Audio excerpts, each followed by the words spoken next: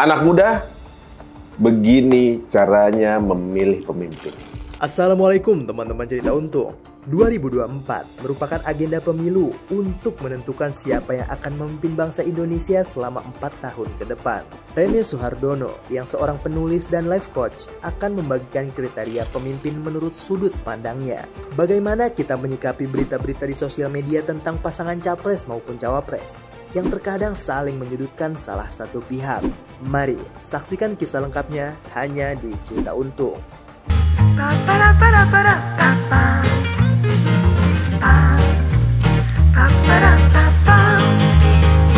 Assalamualaikum warahmatullahi wabarakatuh. Teman-teman Cerita Untung, terima kasih untuk tetap mendukung channel ini, kemudian ngasih kritik, saran, masukan, atau juga mungkin ide tema yang akan kita bawakan. Nah, hari ini juga kita akan mencoba mengulas dan membuka kepala kita deh. Kira-kira kita memilih sesuatu itu alasannya apa sih gitu. Bersama kita sudah ada motivator anak muda yang luar biasa nih. Saya udah berapa kali kecabuk-cabuk dengan kata-kata beliau. Oke, langsung saja kita ketemu dengan Mas Rene Suhardono. Assalamualaikum. Aris, senang banget, Masya Allah. Terakhir dua setengah tahun lalu masih zaman pandemi, kita lewat online. Benar, Ya, benar. Dan Mas Rene masih di Ancol itu ya? Masih di Ancol itu ya.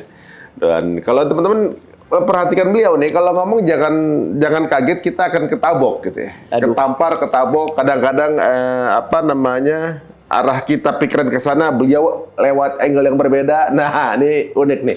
Sebelum kita ngobrolin mengenai apa sih yang mesti kita lakukan pada saat kita harus menentukan sebuah pilihan, ada buku namanya Your Career Workbook. Ini tentang apa, Mas? sebenarnya karena memahami anak-anak sekarang males baca dari halaman depan ke tuntas tuh hampir jarang banget deh. Berapa di antara kawan-kawan yang terakhir selain Al-Quran membaca dari halaman awal sampai halaman akhir. Sedikit sekali. Yeah. Jadi memang ini bentuknya workbook, untuk supaya orang bisa belajar menyelami dirinya. Karena kan tadi bicara soal problem memilih pemimpin. Problemnya juga bukan memilih pemimpin, problemnya juga bagaimana saya bisa memantaskan diri saya untuk memilih pemimpin terbaik. Karena jangan-jangan tadi kan Ari udah bilang, keputusan-keputusan saya dalam hidup ini termasuk salah satunya memilih pemimpin, itu tidak dilandasi kaidah yang baik. Cuman didasari gue bisa dapat apa nih? Iya. Gitu. Ya, kan? Oh, pragmatis itu ya? Pragmatis. Atau yang gue kayaknya sukanya kayak begini. Tanpa benar-benar bisa mendalami. Nah, kualitas pemimpin kita itu sejalan dengan kualitas kita. Jadi buku ini ajakannya adalah meningkatkan kualitas. Dan salah satu cara untuk meningkatkan kualitas adalah dengan mengenali diri. Cara mengenali diri paling efektif ternyata adalah dengan menguliti diri. Menguliti diri dari ego-ego yang menempel pada kita. Jadi buku ini ajakan untuk menguliti diri dan mengusung kebersyukuran. Masya Allah. Ini sebenarnya obrolannya masuknya ke spiritual nih jatuhnya. Tahu kenapa? Ada seperti sebuah sirah gitu ya.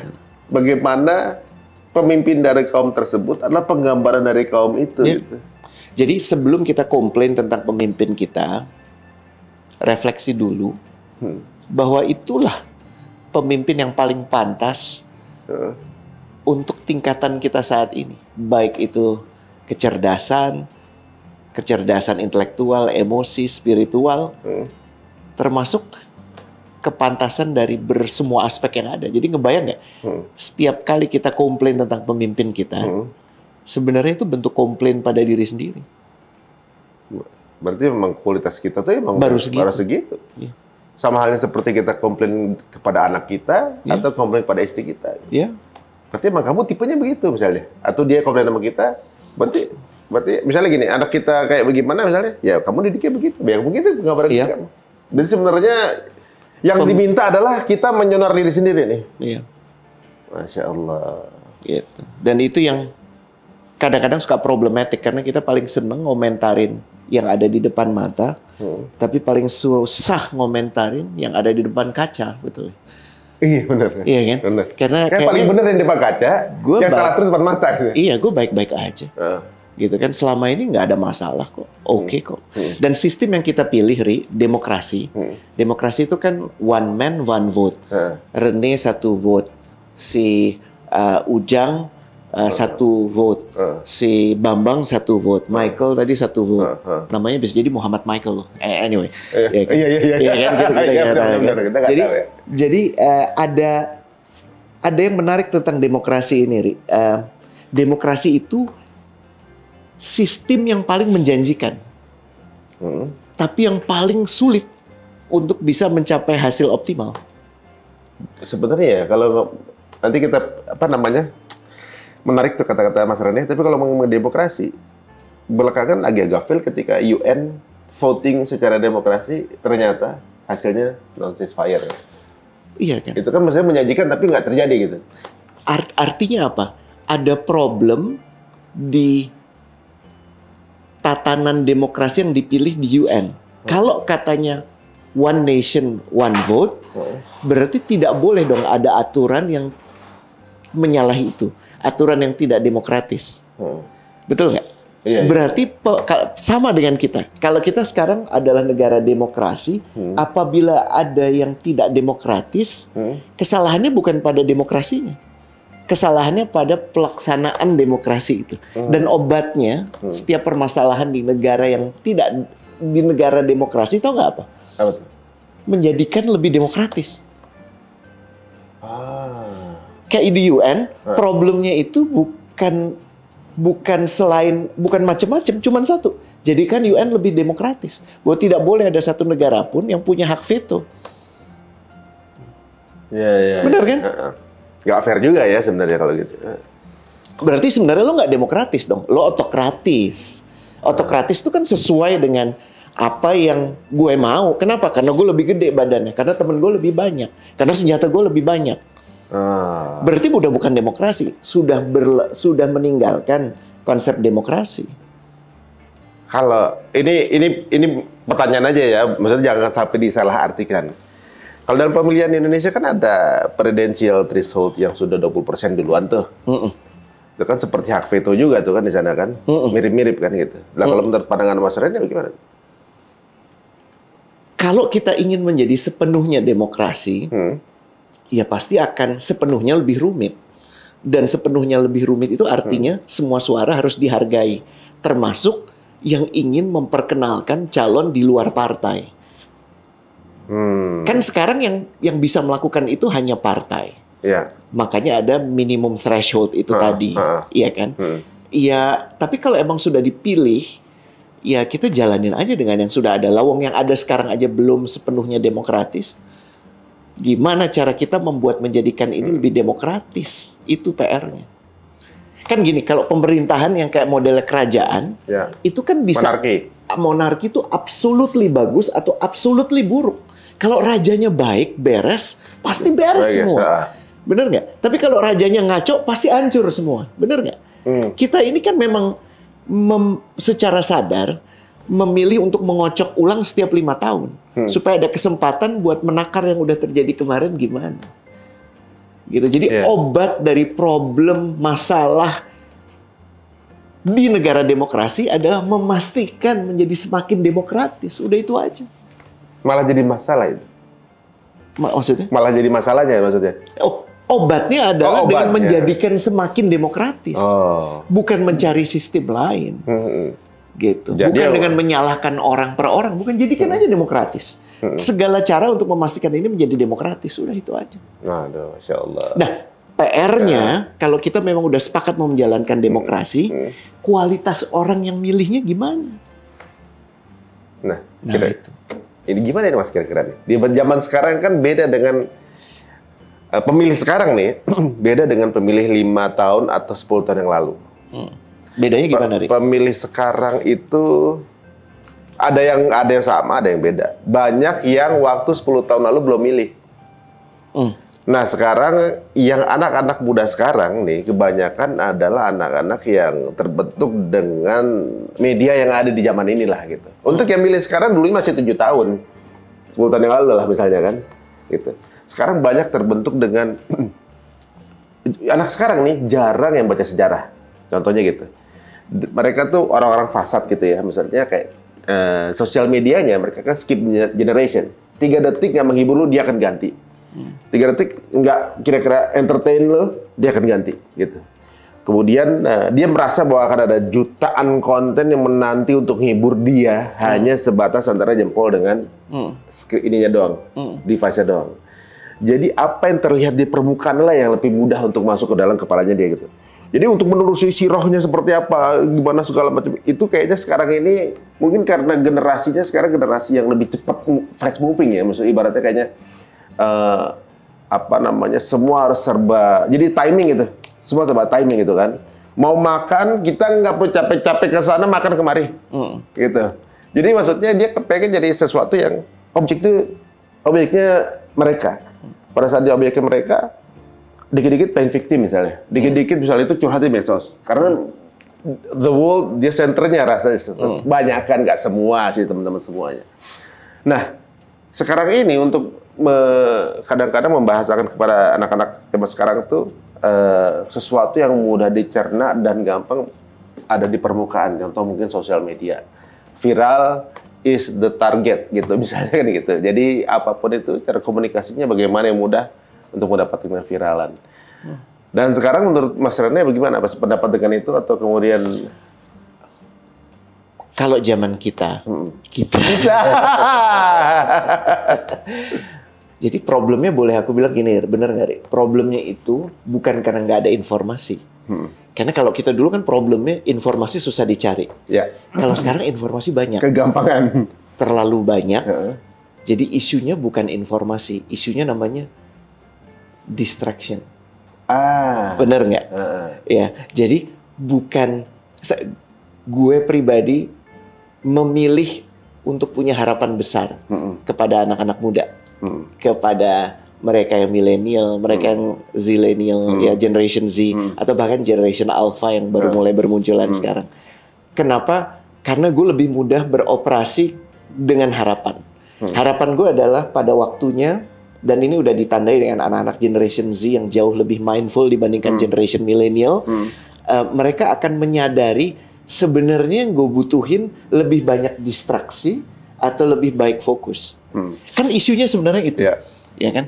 Dan sekarang pertanyaannya gini, apa yang membuat anak-anak itu sulit fokus dan mudah terdistraksi? Orang tuanya. Karena pada saat kita mulai nggak ngerti lagi mesti ngomong apa sama anak, Nina main aja. Betul nggak? Steve Jobs itu, Ri, waktu dia bikin iPad tahun 2007, mendiang Steve Jobs. Ada satu wawancara yang menarik banget dengan wartawan New York Times. Wartawan New York Times-nya kurang lebih bilang gini, Steve, anak lu tuh pasti happy banget karena bapaknya kan produsen iPad. Itu iPad pertama diperkenalkan. Ya. Terus, tahu nggak jawaban Steve Jobs apa? Oh, no. Saya tidak akan memberikan akses teknologi kepada anak saya sebelum saya paham dampak teknologi itu kepada dia. Ini penemu iPad. Penemunya. Tidak serta-merta mengizinkan anak untuk menggunakan teknologi itu. Nah kita, gue kemarin sama istri gue di PIM, ini selalu ceritanya sampai bosen orang mendengar ya. Gue ketemu, gue ngelihat satu keluarga, bapak, ibu, 3 anak, semuanya di meja makan anaknya begini. Pas gue ngeliat ke kaca, keluarga gue. Bener kayaknya. Kenapa? Bahkan gue pun bersalah. Jadi atas apa yang terjadi di milenial, atas apa yang terjadi di generation Z, itu potret kegagalan kita sebagai orang tuanya dalam membuat mereka jadi urakan menggunakan teknologi. Karena teknologi ini alat loh. Alat tuh bisa berguna, alat bisa berbahaya. Ya pisau, kalau di tangan chef handal jadi karya yang istimewa. Pisau dikasih ke pembunuh, ke tukang begal, yang ada korban mutilasi semua. Ya, betul nggak? Jadi isunya sebenarnya bukan alatnya. Isunya itu penggunaan kepada alat itu. Laik, lahwa. Itu problem kita. Tidaklah hidup ini isinya cuma dari satu hiburan, amusement, perbanding-bandingan mana yang lebih keren, mana yang lebih asik. Itu kan tanda kegagalan kita mendidik generasi selanjutnya. Benar. Jadi kalau kita punya acara membantu anak-anak muda untuk bisa lebih fokus, untuk bisa mengendalikan distraksi, dan di buku ini juga bicara soal distraction, itu akan lebih baik. Kuncinya sebenarnya di situ. Karena gini, mereka itu sangat cerdas untuk bisa ngelihat mana yang palsu, mana yang genuine. Mana yang setting. Mana yang setting. Kan kelihatan. Anak sekarang nggak suka tuh yang videonya terlalu klimis gitu ya, terlalu kelihatan di setting, flawless diatur. Gitu. Mereka senang yang raw, betul nggak? Yeah. Why? Mereka menuntut kejujuran. Itu artinya kualitas yang bagus sekali. Tinggal kita tunjukkan aja. Coba cari deh. Malah mereka lebih menghargai story-nya gitu ya. Dan bisa jadi mereka nggak memahami bahwa memilih pemimpin itu sepenting itu untuk hidup mereka. Nggak paham. Ini urusan bokap nyokap gue. Nggak ada hubungannya sama gue. Nggak paham. Belum paham. Nggak paham kalau bayar pajak soalnya belum pernah ngerasain tuh. Dan mereka tidak paham bahwa atas setiap keputusan yang mereka lakukan secara individu itu punya dampak. Iya. Nah, tugasmu kan sebagai yang tuaan termasuk di channel ini untuk menyampaikan kabar itu bahwa tidak ada yang tidak penting atas pilihan-pilihan yang kau tonton. Iya benar juga memang itu bukannya. Jadi semua kan adalah pilihan. Maksudnya Mas Rene mau saya ajak ngobrol di sini itu pilihan. Juga. Gitu kan. Betul. Ibaratnya lagi jalan di depan jalan lewat kanan lewat kiri itu pilihan. Semuanya pilihan dan semuanya ada impact-nya. Jadi ibaratnya ini relate juga sih sebenarnya seperti penggambaran kita kalau memilih pemimpin itu akan jadi kita bisa punya pahala jariah atau bisa punya dosa jariah contohnya kayak gitu kan. Betul. Anak-anak sekarang mungkin banyak yang tadi Mas Rey bilang belum terlalu paham impact-nya akan seperti apa, bahwa impactful banget gitu kan. Saya pernah dengar juga dari seorang ustadz kalau kita memilih pemimpin yang kemudian pemimpin itu korup, kita dapat pahala dosa jariahnya dari memudahkan dia untuk berkorup. Catatannya kita tahu dia itu korup. Iya, dengan catatan kalau kita sudah tahu, kemudian kita sudah tahu, kemudian kita tetap memilih dia, maka kita akan punya dosa itu. Gitu. Kecuali kalau kita nggak tahu, tiba-tiba pada perjalanan dia korup, berubah arah, nah itu kita berlepas dari itu. Atau juga mungkin kita tahu bahwa mungkin dia Kau lagi nggak ngomong pengalaman pribadi kan, Ri? Ada sedikit. Ada, oke.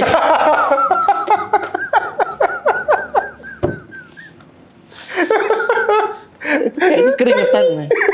Kamu di dalam tekanan atau gimana sih selama ini? Tenang, Ri, tenang. Sakitnya di situ. Sakit di sini, ya gitu.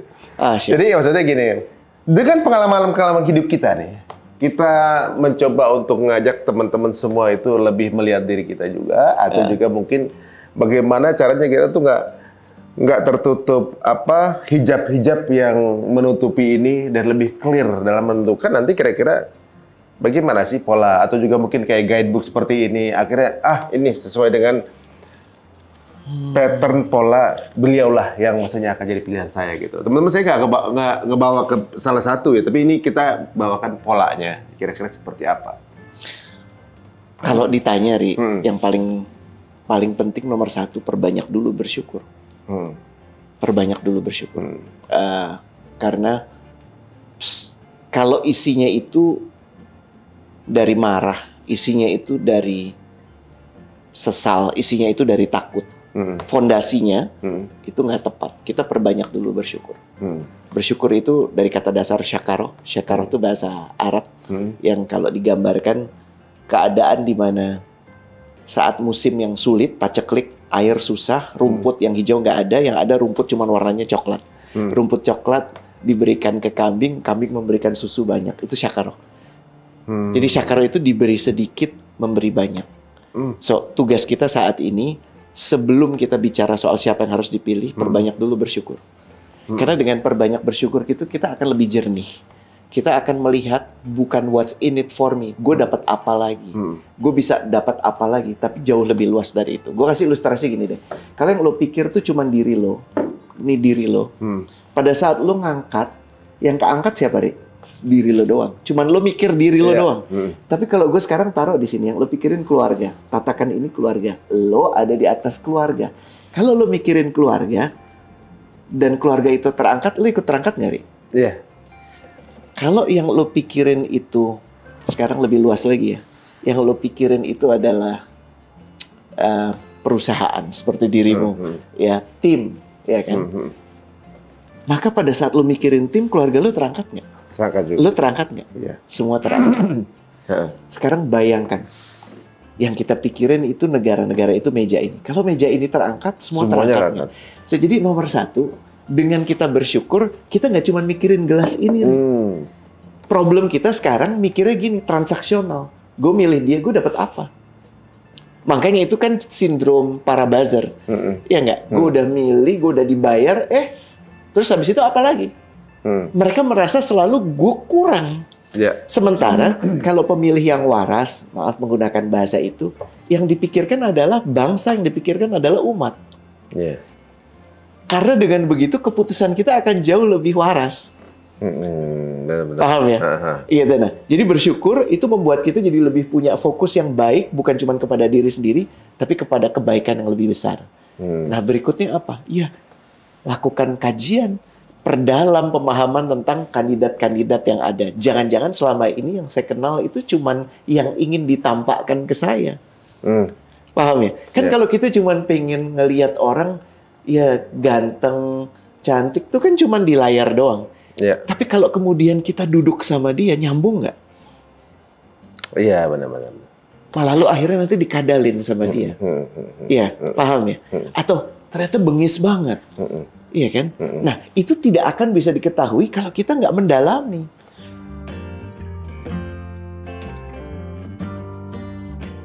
Waktu itu kan yang Ari pilih kalah. Iya kan? Konsekuensinya apa sih? Pengen denger?